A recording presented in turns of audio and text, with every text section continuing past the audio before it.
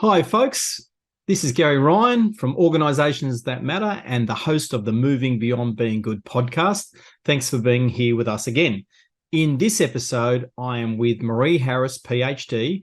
Maree owns People Empowered and focuses on leadership development for transformations. In particular, Maree focuses on the work with her leadership development around coaching and mentoring leaders to be able to be successful with transformations. Over time, I've had a series of what we have termed authentic conversations with Maree, and this one focuses on the skills for effective listening. This conversation was conducted in the depths of 2020 when we were in lockdown after lockdown. And so it is some time ago. Why I'm posting it now is because despite our specific references to being in the pandemic at the time, I'm interested in your thoughts about the topic of listening and effective listening and its role for leadership and its role for coming out of the pandemic, which we can argue we've done now. But when I went back and listened to the conversation, I thought to myself, gosh, this is still 100% relevant. And in that context, I'll be interested in what you think. I know you will enjoy this conversation, so let's get straight into it. Welcome to Authentic Conversations with Maree Harris, PhD, and Gary Ryan. Hi, Maree. Hello, Gary. How are you doing? I was thinking that something we might talk about today is sort of what makes a conversation authentic. And I really thought that the ability to actively listen is pretty important, because we often think of communication solely in terms of what we say, and yet I think our authenticity shines through much more strongly when we place value on what they have to say by listening to them and asking questions and encouraging them to speak. Yes.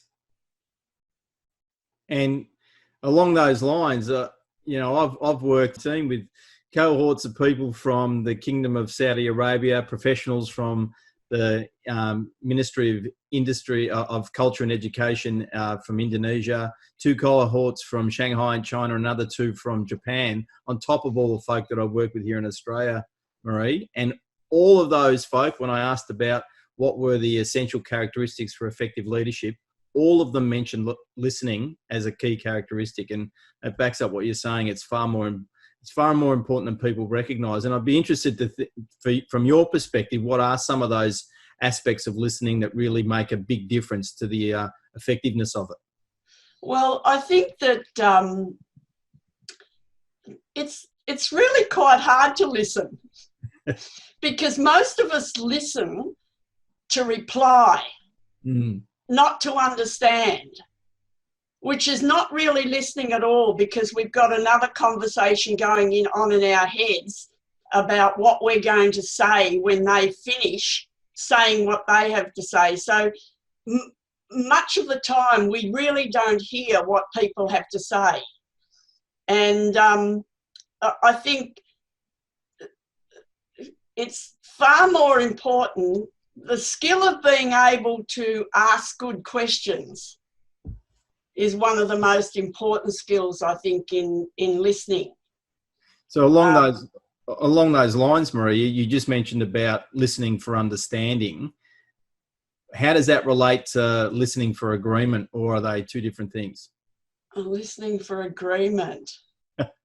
Well, we'd all like that to happen, wouldn't we? In fact, one of my colleagues during the week wrote this great post on LinkedIn, Lynn Kazali, yes, on how all of us at the present time are in listen-only mode all the time. We go on to all these video calls, whether it's Microsoft Teams or Zoom or whatever it might be, and we're put into listen-only mode. And what that means is that we are to sit there and listen to this expert tell us what they know and what they believe we know. It's almost as if they can't handle the voices, they can't handle that interaction. And I think that even happens in organisations, that there's so much being talked at. Yes. And not talking with people, which I think that dialogue, and I think at the moment, that is really crucial, because it doesn't matter what sort of a stellar career a leader might have had in the past.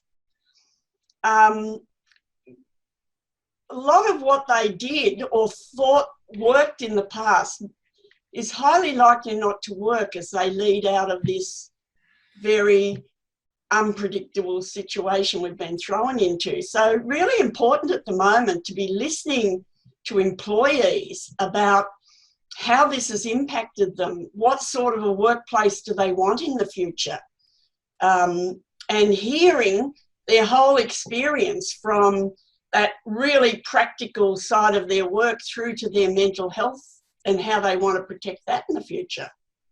Yes, Maree, you said some really critical points there about, talking at people in those scenarios, in that LinkedIn post that Lynn had written. A lot of people say, I'm going to go talk to someone. Yes. But then you also said talking with, and while there are only single words differences in those statements, there's a massive difference in your attitude to a conversation when you're speaking with someone, because that sort of says we're equal, versus if I'm speaking at you or speaking to you, I'm probably higher in the pecking order than you, and there's really only one person that's expected to listen, and it's probably not me. But that's really not what we need right now. As you've said, we need people to be listening with their employees, having conversations with them, finding out how they're going, understanding their perspective, their unique perspective in this very shared experience. But while it's a shared experience, it's still very unique for the circumstances that people have got at home while they're working under, in some cases, extremely difficult circumstances. That's right. And if there's not that listening and talking with, how do you actually understand what's going on for them? How can you empathize that? And how can you help them to stay engaged so that they're still with you and ready to shine and take the organisation forward when the economy opens back up, which it will do? Yes. But this is where we're all in it together. It has to follow through. It's not just about wearing masks and social distancing. We're all in this together and finding a way through this. And we're not going to go back to what was.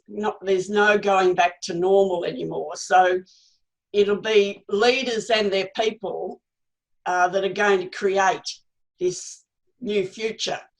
And it's a lot of listening and a to and froing together that's going to get them there, I think. It was interesting that you mentioned that, because one of my clients who will remain unnamed at the moment, we were talking about how they were saying that in their vision out of this, they want to be in more control of their workforce, and I challenged them about that word control, and I said, if you really want to control them, I said, how would you feel if someone came along to you and said, I want to control you? How would you react to that? And they went, I'd probably push back against it. And I said, yeah, so what if you're going to lead them? What if you're going to lead them one person at a time, and you're going to lead them through showing that you genuinely care for them? And to do that, we've got to listen. Yes. Yes. What if then people are choosing to actually do what you would like them to do without you having to control them? Yes. And that's about, that comes right back into my area of leaders spending time on who they need to be, what they need to be, what sort of leader they need to be as they move through this. And certainly a leader who listens is very important. And that ability to ask open-ended questions, not just questions that give a yes or no answer, but questions that will lead people on, and even body language in the listening that lets people know, yes, I'm really with you here. I'm hearing what you're saying. continue on. You know, it's almost a permission to continue on talking because I really am listening with the whole of myself. And I think that's what I mean by active listening. How many times, Gary, have you been on either a phone call or a Zoom call because someone, you can hear them tapping on the background and shuffling paper and, you know, they're not listening at all to anything, either to what you're saying if it's a personal phone call or if it, sometimes I think in a Zoom call, if there's 50 people on it and there's something going on and you've heard it before and you've tuned in, it might be okay to do some things while you're listening. But in a personal phone call, we need to give people full attention, or if people like you and I talking now, we need to give full attention. Yeah, we've got to and I think being able to, one of the things about active listening, I think, is that ability to mirror back to people what we think we've heard they say. So saying things like, so you're telling me that you would like to see, is that right? That you make sure that we understand we've heard correctly, because we actually hear out of our own mindsets, or what you would call mental models, you know. We interpret out of that. We're not really, and we can't help that really. No. But we can be made aware of it. And as you say, Maree, like, we've got to check that what we think we understood was accurate. So we're saying back, this is what I understand, is it accurate? Which will include what I describe as listening between the lines. So a lot of people, particularly people for whom English, as an example, is another language, they might necessarily have the same vocabulary as people for whom English is their first language. So yes, words they can choose are just literally less. So yes, you've got to listen between the lines. They might say this set of words here, but they might mean something over here. And we've got to check. We've got to say, look, you didn't say it, but I think I heard between your words, blah, blah, blah. Yes. And they either say, yes, that's accurate, that's what I meant, or they say, no, that's not what I meant. Either way is fine, but that checking is such a critical aspect of our listening. And also equally, as you've said about the tapping away, etc., it's about choosing to be present. Yes, that's right. And that's a good place to end this on, Gary. Yes. But I just want to, in ending it, just remind ourselves and people that are listening that I'm sure you've had this experience. Someone says, look, can I bounce some ideas off you? Or they want to talk about something. And they go on for half an hour and all you do is say, yeah, so what did you do next? And so you wouldn't have asked more than a 3-word question. And after half an hour, they say, oh, thank you so much. You've been such a big help. Yes. And you haven't done anything except listen. Yes.